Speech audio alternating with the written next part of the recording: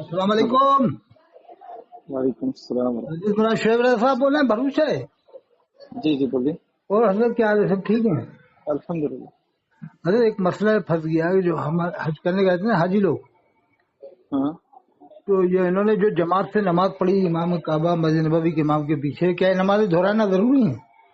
آپ کون بات کر رہے ہیں؟ اطہر حسین قادری.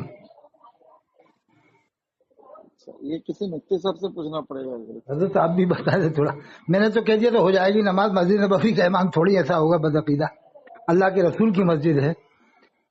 اللہ کے رسول یہ کسی مفتی صاحب سے پوچھنا پڑے گا کیونکہ میں مفتی وغیرہ کچھ ہوں نہیں، تو مفتی صاحب بتائیں گے اس کے حوالے سے. تو دعوت اسلامی کے کوئی مفتی صاحب کا نمبر ہے آپ کے پاس؟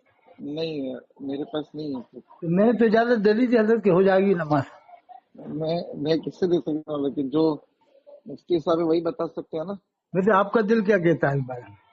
دل اب اس میں تو دل کے اوپر تو نہیں ہے نا یہ چیز، تو ظاہر سی بات ہے. میں نے تو کہہ دیا تھا کہ قرآن میں اللہ نے فرمایا ہے فَلَنُوَلِّيَنَّكَ قِبْلَةً تَرْضَاهَا، اے حبیب آپ اپنا رخ انور وہیں فرمائے جہاں آپ کی مرضی ہے. تو میں نے کہ اللہ نے قبلہ بدل دیا تو اللہ کا امام نہیں بدلے گا؟ کوئی بدعقیدہ امام ہو جائے گا. لیکن مجھے اس کے حوالے سے علم نہیں ہے. میرا نمبر کہاں سے ملا آپ کو؟ آپ کا نمبر ہم نے وہاں سے لے لیا تھا، وہ ایکھر سے. اچھا. ایکھر میں آپ کے وہ لوگ آئے ہوئے نا دعوت اسلامی والے، وہاں ان کے جی وہاں پر ایک صاحب ہو رہے ہیں ان سے لیا. وہ ٹنکاریا بتایا کہ ٹنکاریا والا تو مدرسہ بند ہو گیا، وہ لکھا پڑھی میں مانگ رہے تھے نہیں دیا، ایسا بتایا تھا انہوں نے. جی. تو وہ ٹنکاریا بند ہو گیا. ہاں، ٹنکاریا بند ہو چکا ہے. اور یہ بڑا چکر. کتنے مہینے تک چلایا دعوت اسلامی والوں نے؟ تقریباً 1.5 سال چلا ہے. 1.5 سال. جی. پھر یہ کیا چکر ہو گیا؟ سب بڑا اچھا چل رہا تھا. ہاں، کچھ مانگا تھا پراپر، مطلب ایسا نہیں کہ پیپر مدرسہ نام پر نہیں مانگا تھا، لیکن یوں کہا تھا کہ سارے شرائط ہمارے نافذ ہوں گے. اچھا، شرائط میں کیا بات تھی جو انہوں نے منظور نہیں کی؟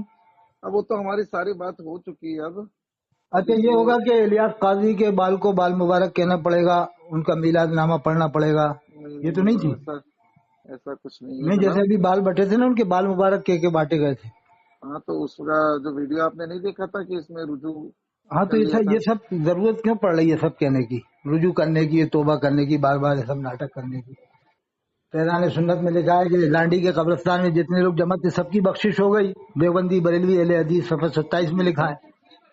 اب بعد میں کیا ہوگا صاحب ہم نے کٹوا دیا. کیا ہوتا ہے کٹوانے سے؟ پہلے تو تم لکھ رہے ہو یہ سب باتیں، اب بعد میں کہہ رہے ہم کٹوا رہے ہیں. ارے بھیا، آپ کون بات کر رہے ہیں؟ ارے کہاں سے حضرت اس بات میں کر لکھا حلفیہ بیان ہے. حلفیہ بیان کا مطلب قسم کھا کے بیان. آپ کہاں سے بات کر رہے ہیں؟ ہم ایم پی سے بات کر رہے ہیں حضرت. یہ ساری باتیں ہم بھی گئے تھے دعوت اسلامی کے اجتماع میں احمد آباد میں، جب آئے تھے نا الیاس قاضی ہم گئے تھے اس میں.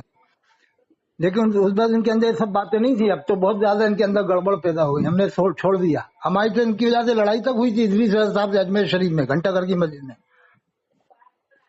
جب ان کے اندر یہ باتیں نہیں تھی نا، انہوں نے نہ اپنے بال کو بال مبارک کے بٹوایا، نہ میلاد نام پڑھوایا، نہ لبے کی اختار کے نعرے لگوائے.